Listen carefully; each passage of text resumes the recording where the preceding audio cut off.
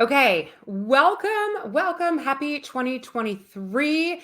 Robin Sachs and I, Lindsey House, are so excited to have you today. We are transitioning from something we were doing last year with this ABC Success Series, where we were coming at you with different letters of the alphabet and giving you coaching advice from those letters. This year, Robin and I are opening up this ability to provide a free coaching platform. And we're going to come out once a month with a half an hour. And it's an opportunity for you as listeners to come in and utilize a Robin, who is a mindset and confidence coach. And myself, I'm an accountability coach with a health dietitian background. We're coming from two different areas and here to provide this kind of like double coaching impact for you. And you can come on and get coached for free, which is honestly unbelievable. I don't know if we'll offer this forever, but we're going to do it for now. And to jumpstart this, Robin and I thought we're going to use each other for a minute for this session. And I'm going to try to be super vulnerable and ask some like harder questions on my end and let Robin coach me. And then kind of as we keep going through this, we'll flip flop. But that way you can experience coaching and just be the fly in the corner, just kind of fly on the wall, watching it all go down, or speak up. Say something in the comments and Robin and I will do live coaching right here. So hi, Robin. Hi, Lindsey. Happy New Year. Oh my goodness. Happy New Year. So good to see you. We fell away for that last month together. And now I'm like, yay, we're back. Yay, good to be back. And Lindsey, yeah, what a wonderful setup. Thank you for that. And, just sometimes people go, well, why are you doing that? Why are you free coaching? And, as passionate and professional coaches, both of us, I personally cannot tell you how many times I've had clients who, once they started working with their coach, said, I just always thought about it, or I've thought about it for a long time, or I've thought, is that a real thing? What even is that? Or is that like therapy? I didn't know really what to expect. And once I said, let me give it a shot, and you realize that the beauty of a coach is they are 100% vested in you. They have no reason to be otherwise. And so their entire goal is to figure out what's going on, what's getting in the way, what's going well, and to help you go, okay, you see that detour you keep hitting and hitting and hitting? Let's go over here and go past it now and then go forward. And you go, wait, I didn't. So a coach, I kind of think of, a sports coach, right? The head coach on a football field is certainly not the best athlete. They are not the best at anything. Every player on that field is more talented and probably football smart in the moment than them. So why are they running the show? It's because that person can look out and see what's going on and see things you can't. And they can say, here's something I'm seeing, let's adjust. They're catching on to this, let's go this way. They're strategizing how to get you a positive outcome. Yeah. And that's what a coach does. That's why they're called coaches. So, think about it that way. And the reason Lindsey and I wanted to bring this to you was to be able to give you an idea. If you've ever thought about coaching, if you've never thought about coaching or hiring a coach, working with a coach, here's an easy, free way to just learn a little about how it works and how quickly things can be figured out and you can move beyond things, which is amazing. So coaching is not therapy. They are two very different things. And a good coach will always say that's beyond the scope of what we can do here. Here are my suggestions to maybe go somewhere to get additional resources or additional people to talk to. But coaches, would you agree, Lindsey? Coaches pretty much see things that you can't, just because you're often so in the weeds that once we pull you out and say, let's try some of these things and put a plan in place and hold you accountable, they help you realize how much you can do. And that's the thing I love about coaching. Yeah. Yeah. I was thinking, you keep using the word resources, and I love that because coaches, one, can keep introducing you to other resources too that are invaluable. But seeing that perspective, I actually have a quick example with that. I was talking to a client the other day, and she was like, I'm still not I'm still not meeting my vegetables. Like I'm not making them. And I even like something as simple as canned green beans in my cupboard, but I'm not eating them at night. And I don't know why. And I was like, so I know that you don't like to waste food. What if you opened your green beans in the morning before you left for work and put them in a container in your fridge? And then that way, when you go to dinner, then you just open them. And she was like, oh my gosh, I'll do it. And I think this is where people get a little caught off guard is they're like, do I really pay for somebody to help me talk through those conversations? And the answer is yes.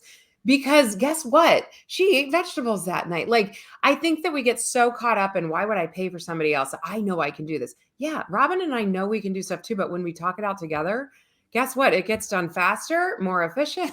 Like, that's the beauty of coaching. And you started to say that too. It's the expediting the process.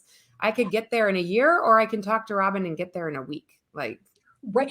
And literally, that's not even, it's amazing how quickly once you have outside perspective and someone who's outside perspective again is all about your winning or you're getting it right or you're being able to make something more efficient, more effective, easier, whatever that is. And so often as human beings, most things are easier than we're making them. And so I look at part of a coach's job is to go, how about we get rid of all this minutia, whether it's self-talk, whether it's stuff you're telling yourself that isn't even real, whether it's 7 people have told me 7 different things, so I don't know what to do. Legit, right? That's valid. I'm overwhelmed because I have too many inputs. It's about, okay, there may be 7 ways to do this. What I want to do is help find the way that works for you. Because if so, I don't care what the other 6 are. If those help other people, that's phenomenal. But how can we make it easy? Because if we make it easy, we make it doable. And if you make it easy and doable, you're so much more apt to just step into it and do it. And then you go, for 6 months, I have had so much stress and wasted time and wasted energy and wasted money sometimes just sitting with this. And all of a sudden in a week, wait a minute, all that's off my list now? Yeah. And so that is the power of coaching. And that's why we're calling this power coaching. And that's why we want to introduce you to coaching in a very benign way where you can take a look, you can see us today, you can see real people all year long because we'll pop on every month and we'll have real people coming on for free coaching. So if there is anything that you would like to have 2 professional coaches work through with you for free, we're doing this every month. So feel free. We've got some slots left. And we can talk more about that at the end, how to let us know that. But for right now, why don't we pop in, Lindsey, to a little bit of coaching again, just to start to kind of get the ball rolling as to what does this look like to help you get where you need to be. Yes, I was going to say, let's pretend, this, because a lot of coaching is virtual nowadays, which is a beautiful thing. If somebody was watching you and I would have entered your coaching room, whether that's Zoom or something like StreamYard, and you would start with, how would you start a coaching session, Robin? So if it's our first time, usually it would be, Lindsey, so nice to virtually meet you. I'm Robin, of course, and I'm really looking forward to working with you. You as well. I feel like I've just really had some hangups and I'm excited. I was wondering if we could kind of hit a couple different focuses today, and then you can tell me if I'm on the right track, or maybe you can point me in the right direction with some homework today. I'd love to. And just to expedite our session today here, as we're sharing this with you, I might get just a touch back into, have you ever worked with a coach, or, what made you decide to say, let me go ahead and work with somebody, maybe just some general background type stuff. But again, not a huge deep dive, because we do want to get right in, because most people know what they're struggling with in that moment. And the quicker we can get to that, the faster we can get to, do we need to dig a little deeper? Do we need additional background info or some additional things I might ask questions about? But once people come in and say, here's what I'm trying to do, let's get right into it and start there. So I'm going to throw it to you, Lindsey, and say, all right, so what's going on? Throw something out. Yes. Another quick side note would be, like, Robin and I probably would have already had some form of paperwork done or pre-conversation that we do know this person slightly coming in. It's not normally cold turkey. So Robin, this is like truly me. For anyone listening, I'm going to throw out my real roadblocks sometimes. I'm going to start with I've noticed this word come to my brain and I feel like it can be a big barrier for me. Time suck. And the reason why I feel like this is a barrier for me, it's like I can start to research something. And then the second that I feel like I've been sitting at my desk too long, or like, let's pretend I'm watching a YouTube video, I find myself like fast forwarding because I feel like it's taking too long. But like sometimes I think that's good because I'm not spinning my wheels where I'm not shouldn't be. But other times I don't know when it's the right time to like settle in and it's the research time or when it's a true time suck or a rabbit hole. I'm struggling with that. So first of all, you are not alone. You are not alone. And just knowing, first of all, how many distractions we have more things to distract us than we have things to focus on these days. And that's the truth. And our brains, it's this weird thing because our brains kind of love those rabbit holes, but at the same time, our brains don't like chaos. And so they're always looking for a way to make things work better. And so there's almost like this built-in dilemma that's going on with all this distraction. And so a couple of things. You mentioned YouTube. Are they usually social media type things? Whereas I go in to look at something and an hour later I realize I'm still looking. Are they over researching? And what I mean by that is I do need to go do some research on something I'm working on, or I want to do something in my personal life and want to learn more about it, but I can't stop. I don't feel like I'm ever ready. I have to keep going and get to one more thing. Or is it just a general sense of when I go do something, I just want it to go faster. It's like the 3-year-old in the backseat. Are we there yet? Are we there yet? Are we there yet? Those are kind of some very normal situations that create time sucks. Do any of those resonate, or is it something else you can pinpoint? No, I love these questions. So I would say here's my current example as I know I am lacking in knowledge in the SEO department. So like for my podcast or even for something like this, like using the right verbiage so that you're actually getting viewed, like putting in the time and effort would like it to get viewed at some point. So, and I feel like SEO feels like such a rabbit hole to me because I start a video and then I'm like kind of getting it. And then there's another one that pops up and it's like, it's overwhelming. And so then there's like a paralysis moment of then I just stop. So, all right, so let's go with that for a moment. And as a business owner, as somebody who has something you're promoting actively, you are probably in the 100th percentile because everyone's doing that same kind of thing. We're struggling with that. And here are a couple of thoughts. And one of the things that I like to do is take what we're talking about that seems to be a challenge or a time suck in this instance, and we're going to pull that out of the mix for a moment. Because sometimes we so overthink things when we get into a rabbit hole that we miss the concept of it's a lot simpler than we're making it. Now, please don't, if you're an SEO professional, I'm not saying don't do this at all. By the way, there are amazing SEO professionals, which sometimes that could be the thing. If it's taking so much of my time that I could be devoting to something else that might be revenue generating or creating something more positive, either in my life or my business, or even just de-stressing, right? It could be something to grab a third party. Lots of great people hop onto Fiverr or something like that and look for people who work with SEO and even SEO and podcasts in particular. And you might be able to invest in someone else to invest in you, and it's off your plate. So that could be one option to do that and just take it away. And the second thing is let's pull that idea of SEO off the plate completely.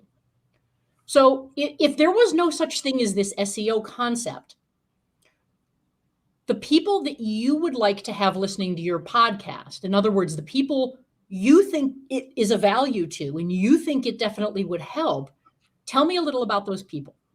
What words would you describe to that those people might fit with those people? I'm so glad you're asking this question today because I want I'm getting coached, everyone. This is real. This is me getting excited because I love coaching and I know Robin's going to have. Okay. One of the words I've been working on narrowing down my verbiage for my niche. and I have 2 words and I don't know if I'm loving them, but I work with moms and grandmas, I would say for the most part. And my 2 words that I keep coming up with, like I serve or I work with midlifers or second half women who are ready to start loving their bodies or stop hating their bodies. I feel like stop hating sounds too strong, but is it polarizing? And ready to transform their body and their brain. It's kind of like where I'm rolling with this, but the midlifer, like I have all components that I'm still not loving about trying to tell you my niche. All right. I love it. So here, and know that in a coaching session, one of the things a coach might do is, and keep in mind, it's never judgment, it's always awareness. So sometimes a coach might say, so tell me a little more about, for example, midlifers. Because a lot of times in business, it makes sense to us, but that's my term. Nobody's going to search that term. Somebody's going to search, hey, I'm a 57-year-old woman who really wants to get in better shape. Right? Or finally get off of dieting and learn to just eat better and move the right way. Right? Yeah. So if I'm thinking of it from that standpoint, because the whole thing with SEO, and again, correct me if I'm wrong, SEOers, please, I can learn too. The whole thing with SEO is, what are people looking for stuff like you going to put in to a Google, right? Or a Pinterest or wherever they're going to look. So a lot of times in business, we have great terms and ways we describe ourselves and who we do things with, stuff like that. For a long time, I was a self-talk coach, because so much of what I work with people is self-talk. That's what confidence and mindset is all about. What's going on up here, not what's going on outside of you. Yeah. But I realized nobody's really looking for a self-talk coach. Nobody would ever put that into a Google, for example, or go into LinkedIn and search that, because they don't realize it's their negative self-talk that's causing it. What they're going to go in is say, how do I feel less stressed and more confident? Right? Mm-hmm. So sometimes we love our terms, but from an SEO standpoint, what are the simplest things that people are going to put in?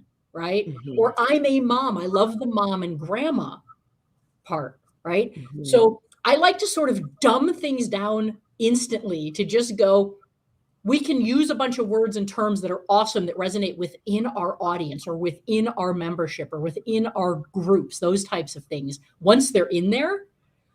But before they get in there, they don't know that they're that person. Right. So sometimes SEO is great if you go, there's no such thing as SEO. Who needs to find me? Moms, grandmas who want to never diet again, who want to learn how to take care of themselves better, who want to, have the rest of their lives with a body that they look in the mirror and go, not so bad. Right? It doesn't even have to be, yes, I love it. Right? Yeah. Human beings don't do that, right? Ever, no matter how perfect you might be in whatever you're trying to do, there's always something we find wrong. So, you know what? Are you a wife? You a mom, a grandma, whatever? You a middle-aged woman who wants to look in the mirror and just go, I like what I'm seeing? Mm-hmm. Those are great things to kind of put out there from an SEO standpoint. And so sometimes we dig so deep, and the challenge with digging deep and getting in the rabbit hole is it never ends. Right. And so I might go, here, I found these 5 things I'm going to make sure are in all of my communications now, or on the website, on my posts, on my whatever. I'm using my keywords, but everyone's going to change or go, well, that's an overused word, right? And now it's kind of diminished, even though it might be spot on. Mm-hmm. Right? It might be also a thing where people don't really know what that is. It's a cool word, but they don't know what it is. It might be, hey, these are great words, but so is this word, and so is that word. And now I've got 20 words, and what am I doing? And who is it? Who is your audience? Only using words that describe them, and what would they sit down at a laptop and type in?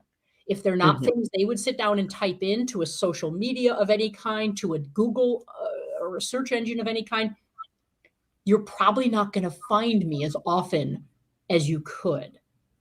Mm-hmm. So I always like to think of it as when you're doing SEO or even writing a presentation, right? Or a script, or you're putting wording on something or writing an article or a post.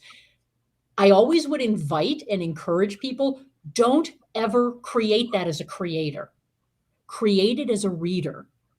Don't create your SEO as the person who is trying to find people or trying to find the people who would come to me.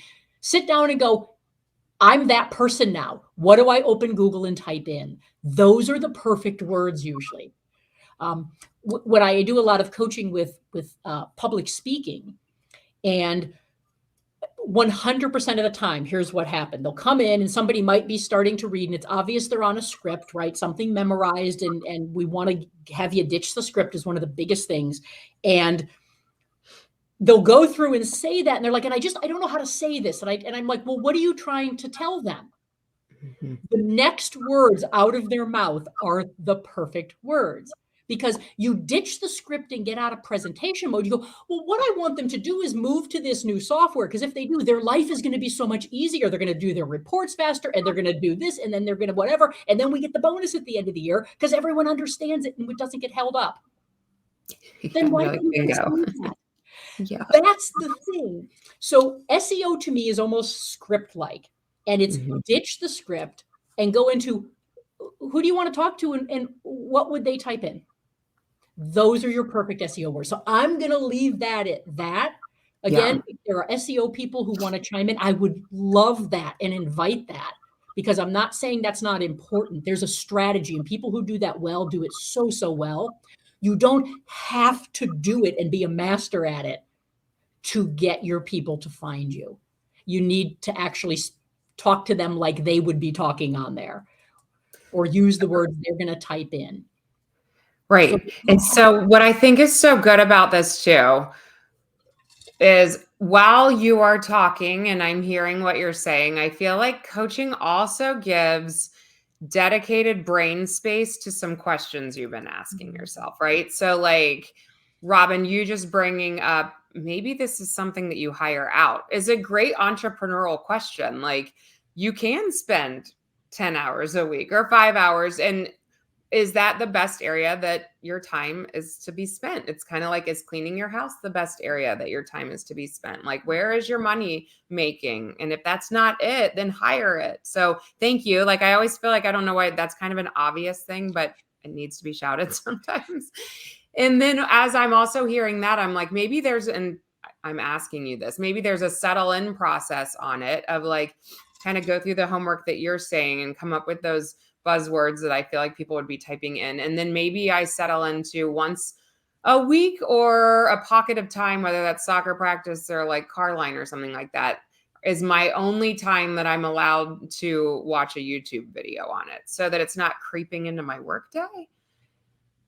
Yeah, that's an awesome, I'm a big fan of scheduling things just like you would schedule any other appointment, any other commitment in your calendar. And sometimes I have little things in my calendar sometimes that are, a 15-minute block that I put in my Google Calendar that says, go look at social media because I know I want to do that, but I have a specific time, boom, my little assistant tells me when to go do that. And then it tells me when to stop. Yeah. And I find that setting up those little, you can call them boundaries, you can call them accountability cues or whatever you want to call them, or just your little assistant, right? You don't have to think of those things. Let something else tell you, go do the thing you want to do, but we're going to limit it. And what happens is we often, like if you say, hey, if I'm sitting in line waiting to pick my kid up, I have X number of minutes, or I'm going to sit here for 5 minutes, 10 minutes, 15, 20, whatever. I can go park and guess what? Or get in line and I'm sitting there, hop on and go. And what we find is you're so much more focused and it's hard to go off on tangents when we go off on, because there's an end time. That something else is happening. So I can't continue. And what happens is we tend to get much more focused when we have an end time to whatever we're doing. And what I mean by end time isn't just, oh, well, I said I was going to be done at 2 and it's 2. No, because we're going to let me just look at one more, right? But actually putting those things on top of something else that comes up that once your kid's in the car, you got to put the phone down and go, right? You don't have a choice anymore. So getting in habits like that is great because you don't have to feel like, oh, I I did it again, or, oh, I'm so bad at this, or, oh, I went down the rabbit hole again. Oh, I wasted another hour. And we beat ourselves up about that. Give yourself a chance for a positive outcome. Stack that thing right before something that it's over because you can't do it anymore. And your brain will get really used to jumping into stuff like that, focusing while you're there and getting out. Mm-hmm. The other thing that sometimes is helpful is I sometimes, when I want to learn more about something and educate myself, I hold myself accountable for learning one thing. And once I've learned one thing, I have to turn it off. I can pause it and go back to it tomorrow, or when I'm sitting in line, waiting for whatever. But as soon as I've learned one thing, I've gotten what I needed to do out of that, and I've stopped. And I can either take that and go, whoa, I never thought about that, and go do it or try it or apply it. Or I can go, whoa, I can't wait to learn more, because that's not something I'm going to jump and do something with yet, but that's a great thing to know. And what happens is, when you decide I'm only going to learn one thing, that's what I have to do. It doesn't matter if there are 7 amazing things in that video you're watching for 20 minutes.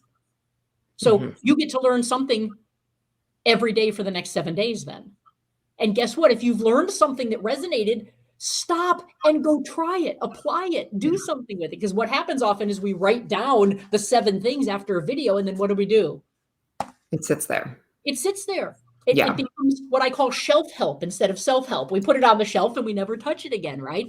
Because now it's almost overwhelming. Well, I could do this and this and this. I have so much to do. Yeah. Or I don't know where to start. And so the smaller a thing you give yourself to do, the quicker and easier you're going to do it, and you can move on to the next thing. And I think that you just described that time suck image in my head perfectly. Like, my big worry is always diving in, like writing all this stuff down, getting it. And then if I don't use it, that is a time suck. Like, it just went somewhere and not using it. So I'm loving the learn one new thing. Okay. And so since we're doing this like power coaching, if someone was wrapping up with Robin right now, my thought would be, if you were to send me away with goals right now, like maybe I could investigate an SEO company. Who did you mention? I'm going to write that down. You had somebody that, or you know what?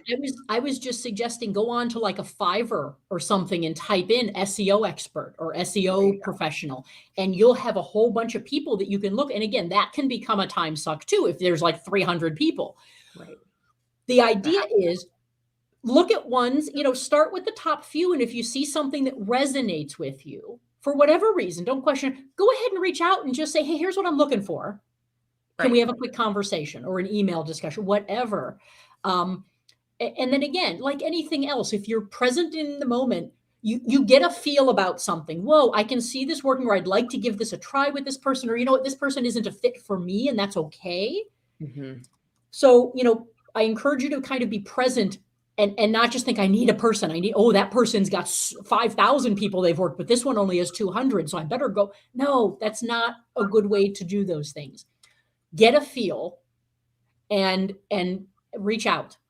Because that even counts as the learning one new thing, like the second that you've talked to somebody, you've learned something. Well, you've learned something that you like or don't like about the process. So yeah.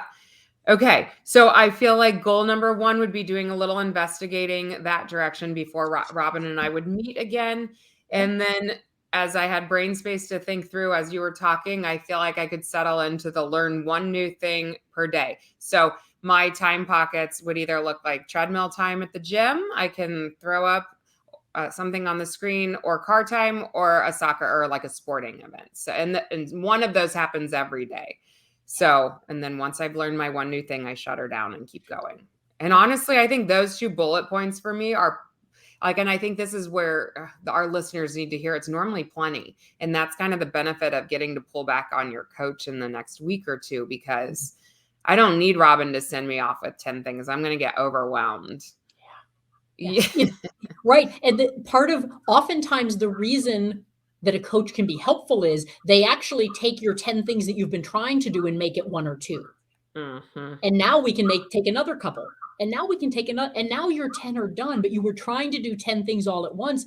And oftentimes it's, well, where do I start? How do I prioritize? Oh my goodness, just look at this list. I'm already overwhelmed. I haven't even done anything. And we're completely paralyzed, or we're at least in our own way now. And we're just cycling. We're just circling through things. Mm-hmm. And then we wait to be motivated, which is a complete, please don't wait to get motivated. Action motivates you, right? We do that backwards too. So, but we wait for stuff like that. And it's like, stop waiting. Talk about a time suck. Stop waiting. Pick one thing and go do it, and then stop. And then you go, whoa, that was easy. And now it's easier to go do another thing. Oh my goodness, that was so easy too. Break things down into little tiny doable chunks, and they are simple. And I will use that word. They are simple, because we're often making things much more complicated than they actually are. And that's a great thing to know.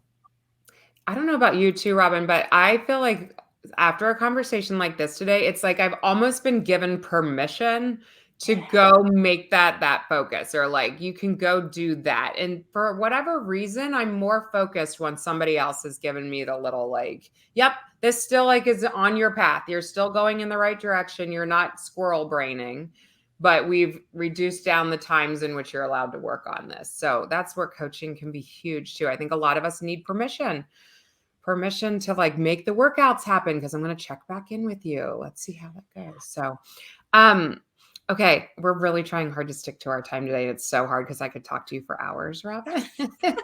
But that would be an example of a power coaching call. And again, we're going to be pulling people on. We've had a little bit of concern about discretion of like maybe not wanting faces on or even names on here. And Robin and I can work around that. You can give us your questions ahead of time, would be one way you can come on and you're just a voice. So something like that might work really well. Just please don't not dive into this with us because you're worried, like, I'm on LinkedIn. I don't want my other professionals diving in and seeing me be vulnerable. We'll work around that. That's not a concern. We'll make sure that you're, and then there's some people who are like, no, I don't care. Great. Then we'll pull you on live with us and all as well. Anything else on your end, Robin, before we wrap up?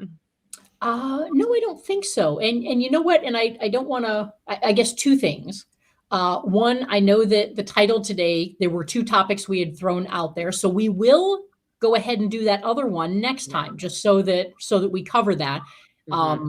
So stay tuned, and we will talk about the money story you're telling yourself as an independent professional. And we'll talk a bit more about, boy, how do I make sure I'm not underpricing and undervaluing myself, but at the same time, not pricing myself in a way that the people that I do want to serve can't reach me. And so we'll talk a bit about that and share some of our experiences, both of us as independent professionals as well, who have done a lot of those types of things.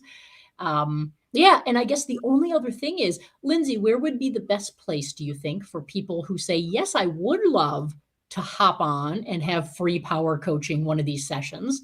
Where can they reach us? I would say, Robin, you always say you live on LinkedIn. Do you feel like messaging you on LinkedIn would be okay? Absolutely. Yeah. So feel free, find me on LinkedIn, Robin Sachs, and shoot me a message. Absolutely. You can also find me on my website. You can send me an email or something if that's easier. And that's robinjsachs.com.